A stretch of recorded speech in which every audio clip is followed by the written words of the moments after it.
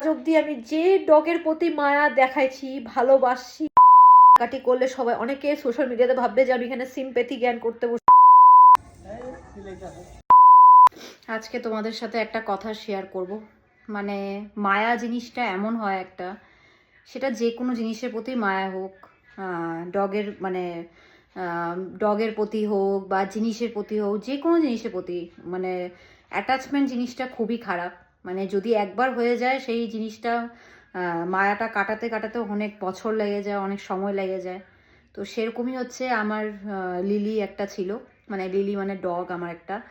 তো ওটা আমার ছিল না, অ্যাকচুয়ালি আমার পাড়াতে থাকতো আর অন্যরা পুষতো।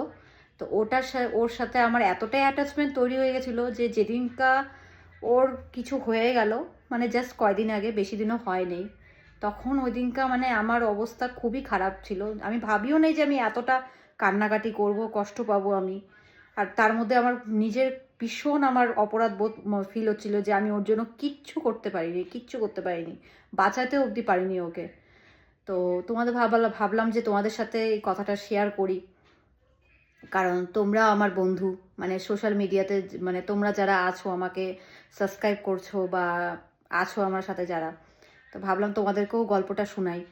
তো লিলি হচ্ছে আমার একটা, মানে কি বলবো, ও আমার মন খারাপের বন্ধু, সব কিছু। মানে ওর সাথে ইয়ার্কি করতাম, মজা করতাম, তারপরে ওর বাচ্চাগুলোকে নিয়ে খেলাধুলা করতাম। মার কাছে বকাও খেয়েছি প্রচুর, কারণ মা কুকুর টুকুর পছন্দ করে না, ভয় পায়। হ্যাঁ, তো লিলি ছিল হচ্ছে 2024-এ ওর সাথে দেখা হয়েছিল, মানে আমার বাড়িতে, আমার জাস্ট বেশি দিনও বিয়ে হয়নি, আমার বাপের বাড়িতে। তখন আমাদের বাড়ি মানে আমাদের পাড়াতে কোনো সেরকম ডগ ছিল না।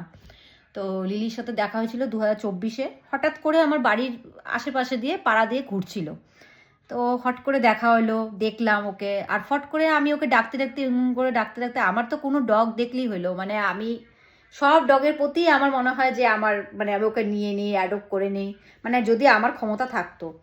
তো আমার তো ওরকম কোনো ব্যাপার নেই যে শুধু খালি বাইরের ওই গোল্ডেন রিট্রিভার বা জার্মান শেপার্ড এগুলো দেখলেই আমার খালি শুধু ভালোবাসা আসে, এটা না। আমি সব ডগকেই আমি পছন্দ করি, খুব ভালোবাসি আমি ডগকে। ডগ হোক মানে বিড়াল হোক, সবই। তো আমার তো দেখেই আমি একটু মানে একদম ইয়ে হয়ে গেছিলাম যে এত দেখতে সুন্দর, কিউট দেখতে। হ্যাঁ, তো যেই ডাকছি ও চট চট করে চলে আসছে। আর একদিন ডাকাতে একদিন একটা বিস্কুট দিয়েছি, তাতেই ও ডেইলি আমার পাড়া মানে বাড়িতে বসে থাকতো গেটের সামনে। আর মা দেখে তো পুরো প্রচণ্ড আমাকে বকাবকি, মানে কি করতো, মানে কি বলবো। তারপরে একদিন হচ্ছে বিস্কুট দিয়েছি, তারপরে ওকে আদর করছি, ও একেবারে একদম মানে সব সময় প্রায় সময় পারলেও আমার বাড়িতে আসতো, বাড়িতে এসে শুয়ে থাকতো, আর মা বকাঝকা করতো ভীষণ। তো এরকম করে করে অনেক বছর, মানে 1 বছর 2 বছর চলে গেল। 2026টা আমার কাছে এতটাই কাল হয়ে দাঁড়ালো যে আমি ওকে যে হারাবো সেটা আমি জীবনে ভাবতে পারি নাই। এই রিসেন্ট আমার অবস্থা খুব খারাপ হয়ে গেছিলো, মানে ঘুমাতে অবধি পারতাম না, মনে হচ্ছিল যে এটা আমার নিজের ডগ। কারণ আমি যখন কান্নাকাটি করছিলাম, বাইরের লোকগুলো দেখছিল, তখন মানে দেখে ভাবছে হয়তো আমি বেশি একটু দেখাচ্ছি। হয় না, যারা মানে পছন্দ করে না তারা ভাবে যে আমি একটু বেশি দেখাচ্ছি, আমার ডগ না, তারপর আমি এত কান্নাকাটি কেন করতেছি। তো সেটা কেউ বুঝবে না জিনিসটা। একটা জিনিসের প্রতি মায়া আসলে পরে যে একটা ভিতরে কতটা দুঃখ হয়, কষ্ট হয়, সেটা মানে প্রাণে যদি বাঁচাতে না পারি, কেউ বুঝবে না এই জিনিসটা। তো লিলিটা আমার কাছে এরকম ছিল,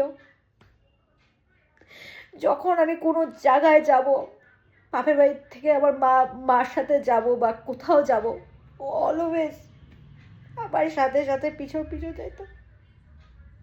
আমি ওকে বাঁচাতে পারলাম না, আমার ভীষণ কষ্ট, আমার গিল্টি ফিল হচ্ছে কেন বাঁচাতে পারলাম না। আর চট করে আমার ওই লিলিকেই ইসে করতে হলো। মানুষের তো কত ডগ থাকে, কত বছর বাঁচে। আজ অবধি আমি যে ডগের প্রতি মায়া দেখাইছি, ভালোবাসি, সেই ডগই আমাকে ছেড়ে চলে গেছে। জানি না কেন এরকম হয় আমার সাথে। আমি সেদিনকে ভাবছিলাম ভিডিও বানাবো একটা, তো বানাই নেই, কারণ কান্নাকাটি করলে সবাই অনেকে সোশ্যাল মিডিয়াতে ভাববে যে আমি এখানে সিম্প্যাথি জ্ঞান করতে বসছি, এখানে সিম্প্যাথি দেখাতে বসছি, মানে মানুষের সিম্প্যাথি চাই আমি। তো ওই জন্য আমি সেটা ভিডিও করতে চাইনি। ভাবলাম তোমাদের সাথে ভিডিওটা শেয়ার করি, কারণ অনেকেই আমার মতন আছে যারা পেট লাভার। অনেকে এটা ফিল করতে পারবে যাদের কাছে এই ডগ আছে, বা যাদের সাথে পাড়ার কোনো ডগের সাথে অ্যাটাচমেন্ট আছে, তারা এই জিনিসটা ফিল করতে পারবে। তো তো ও আসতো, তারপরে ও বাচ্চাও দিয়েছে, সব কিউট কিউট বাচ্চা, খুব সুন্দর বাচ্চাগুলো। সেই বাচ্চার মধ্যে একটা বাচ্চাও বাঁচে নাই, সব অ্যাক্সিডেন্টে মারা গেছে। আর আমি থাকি হচ্ছে আসামে, আমার বাড়ি হচ্ছে শিলিগুড়ি। তো শিলিগুড়িতে আমি যখন আমার বাপের বাড়িতে আসতাম, তখন ওই ডগটা যতবারই আমি আসতাম ও চট করে ডাকলেই চলে আসতো, আর অনেক সময় আমার উপর রাগও দেখাইতো, ডাকলে আসতো না।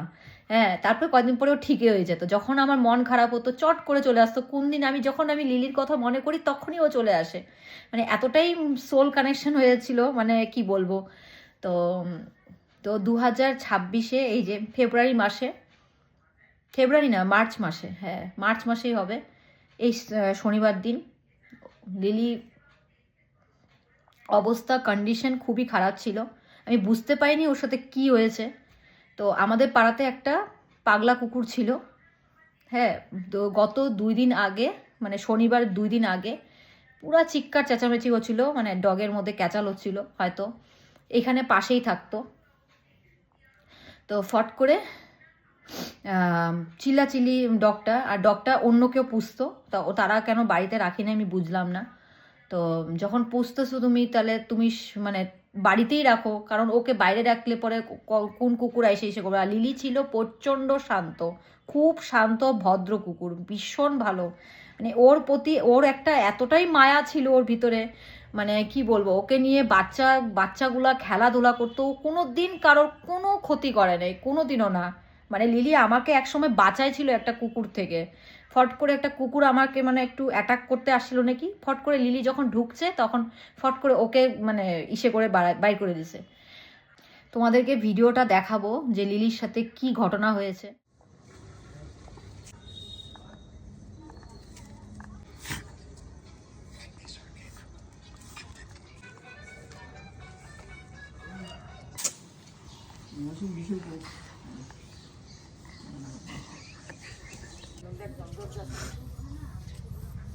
ভিডিওতে তোমরা যেগুলা ভিডিও দেখলে, লিলির ভিডিও, তো জানি না কন্ডিশনটা ওর কি হয়েছিল, আদৌ কি ওকে পাগলা কুকুর কামড়িয়েছিল নাকি ওর কোনো ইনফেকশন ছিল, না পেটে কিমড়ি ছিল, আমি কিছু বুঝতে পারিনি।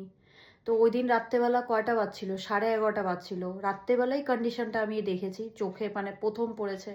সারাদিন ওর কোনো খোঁজ পাইনি আমি।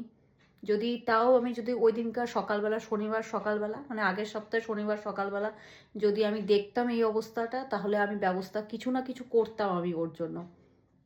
কিন্তু সেদিনকার রাত্রে 11:30, 12টা, 12:15 বাজবে, হট করে তখন আমি দেখছি লিলিকে এরকম অবস্থা, এরকম কন্ডিশনে। আর সেটা আমার বাড়ির সামনে ছিল না, ওই দিকটায় ছিল, খুঁজে পাচ্ছিলাম না, ফট করে দেখলাম ওর এরকম অবস্থা। আমি জানি না ওর কী হয়েছিল, যে আমি ভাবিনি যে ওর এরকম এতটা খারাপ কন্ডিশন হবে। তো আমি দেখে একেবারে পাগল হয়ে যাচ্ছিলাম, আমি কান্নাকাটি করছিলাম যে আমি কি করব, এই রাত্রে, এত রাত্রে আমি কি করব, ওর ব্যবস্থা কি করে করব। ওকে নিতেও অবধি পারছি না, কারণ ওর দাঁত জানি ও কেমন জানি করছিল একটা। হ্যাঁ, তো ভাবছিলাম যে যদি সকাল হইতো বা দুপুরের যদি আমি দেখতাম, তাহলে কিছু না কিছু ব্যবস্থা করে আমি কারো হেল্প নিয়ে আমি যেতাম। কিন্তু সেটাও করতে পারিনি। রাত্রে 11:30, 12টা বাজছিল, মার কাছে বকা খাচ্ছিলাম ভীষণ, ভিডিও করছিলাম আমি। ভাবলাম ভিডিও করে অ্যাটলিস্ট আমি যদি আজকে রাত্রেটা যদি কিছু না করতে পারি, কালকে সকালবেলা আমি কিছু করব।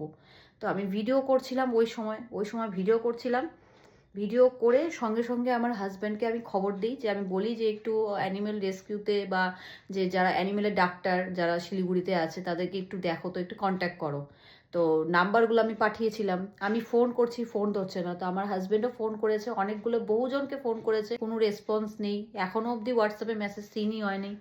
হ্যাঁ, আমি কারোর নাম নিচ্ছি না, আমি বলছি। তো সবাইকে মেসেজ করছি, ভিডিও পাঠিয়েছি, ফোন করেছি, কেউ রিপ্লাই দেয়নি। তো ওই দিনকার সারা রাত ধরে এরকম ওকে মশা কামড়াচ্ছে, আমি কিছু ব্যবস্থা করতে পারছি না, জল অবধি খাওয়াতে পারছি না। ওর এতটাই খারাপ কন্ডিশন, জল অবধি গিলতে পারছে না ও। আমি ভাবছি হয়তো ওর গলায় হাড্ডি টাড্ডি হয়তো ঢুকছে কিছু খেতে গিয়ে, কিন্তু সেটা তো হয়নি। আমি পরের দিনই শুনলাম যে এটা হয়নি। আমার মন ডাউট হচ্ছিল যে ওকে কেউ অ্যাটাক করছে, কোনো কুকুরই অ্যাটাক করছে।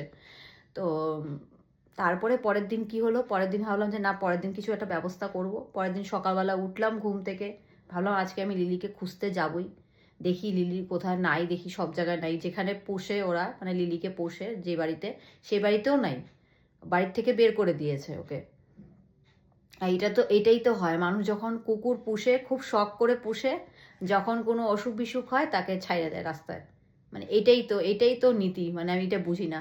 নিজেদের মানুষের ক্ষেত্রে যখন মানুষের হয় শরীর টরীর খারাপ, তখন কি তাকেও তুমি ছেড়ে দাও? কিন্তু পশুদের ক্ষেত্রে কেন এই অত্যাচার, আমি এটাই বুঝি না। তো আমি ওই দিনকা ঘুম থেকে উঠলাম, ঘুম থেকে উঠে লিলিকে খুঁজলাম, মানে ছাদের উপর উঠলাম, দেখলাম যে লিলি আছে কিনা, আমাদের বাড়ির থেকে দেখা যায়। তো দেখি নাই। তারপর যখন নিচে নামলাম তখন দেখি আমার বাড়ির গেটের সামনে একদম মরার মতন অবস্থা হয়ে আছে। তোমাদেরকে ফটোতে দেখাবো, ভিডিওতেও দেখাবো। সকালবেলা ও উঠতে অবধি পারছে না, ও উঠতে পারছে না, শুয়েই আছে, কন্টিনিউয়াসলি শুয়ে আছে। উঠার চেষ্টা করতেছে, লিলি লিলি করতেছে, তারপরেও উঠে না। ও অবস্থা ভীষণ ক্রিটিক্যাল, খুব খারাপ ওর। তখন আমি ভাবলাম যে আমি কিছু ব্যবস্থা করতে পারছি না, না আমি একটু একটু সাইড করে যাই, গিয়ে ওই যে যারা পোষে ওকে পুষতো আগে, তাদের সাথে কথা বলি। তখন আমি জিজ্ঞেস করলাম যে আপনারা কি লিলির এরকম অবস্থা হয়েছে দেখছেন? হ্যাঁ আমি দেখিয়েছি, বললো দেখিয়েছি।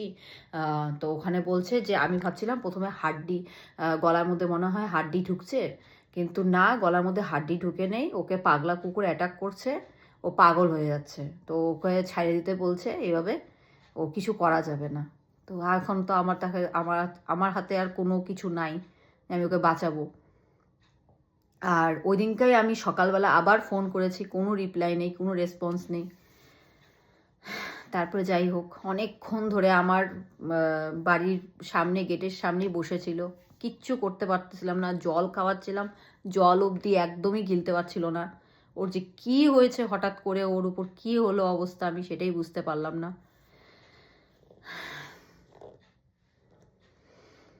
যাই হোক, যখন যার সিচুয়েশন যেরকম আসবে তখন তো কেউ এটা ইয়ে করতে পারবে না। কিন্তু আমি এটাই ভগবানের কাছে বলবো যে আমার লিলিকেই কেন এরকম কষ্ট পেতে হলো, আমি বুঝলাম না। তো তো এরকম হলো কন্ডিশন। তারপরে বললাম, মালিকও বললো এরকম বাঁচানো যাবে না ওকে, ওকে অলরেডি পাগলা কুকুর কামড়েছে, ও পাগল হয়ে যাচ্ছে।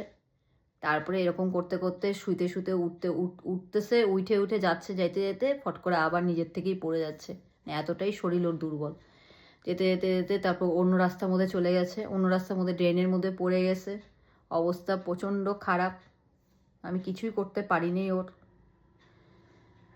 আমি শুধু একটা জিনিসই বুঝি না, যখন কোনো ডগের কিছু হয়, ডগ হোক, বিড়াল হোক, যে কোনো পশু পাখি হোক, ওদের জন্য কেন ডাক্তারের ব্যবস্থা নেই, আমি আজ অবধি এটা বুঝি না। কিন্তু বিদেশের দিকে আমি দেখছি, বিদেশে যে ফরেনের যে কান্ট্রিগুলো হয়, ওখানে দেখছি কোনো কিছু পশু পাখি কিছু হইলে ফোন করলে চট করে চলে আসবে, সে বাঁচুক মরুক সেটা কোনো না, কিন্তু চট করে আইসে চিকিৎসা অবধি করে। সেটাও আমাদের এখানে নেই, ইন্ডিয়াতে নেই।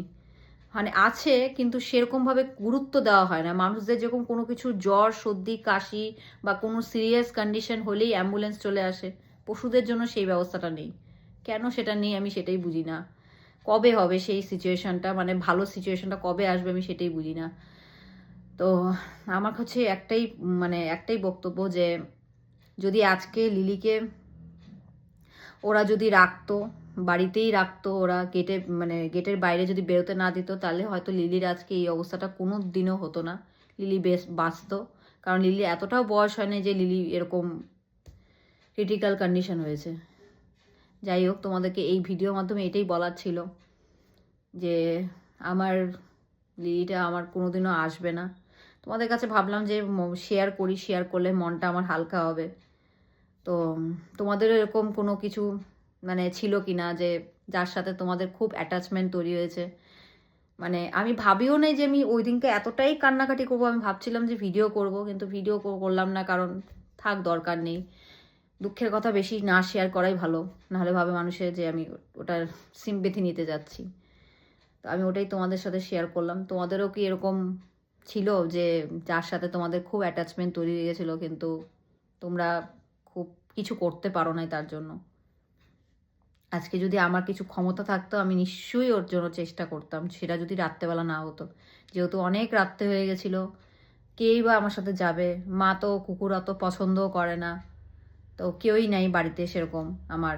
তো ওই জন্য কিছু ব্যবস্থা করতে পারিনি। ভাবছিলাম অ্যানিমেল রেস্কিউ যদি কেউ আসতো, তাহলে আমার সাথে, সাথে নিয়ে যেত। তো সেটা হলো না। আর কি করা যাবে? লিলি যেখানেই থাকুক, লিলি আত্মার শান্তি পাউক, আমি এটাই চাই।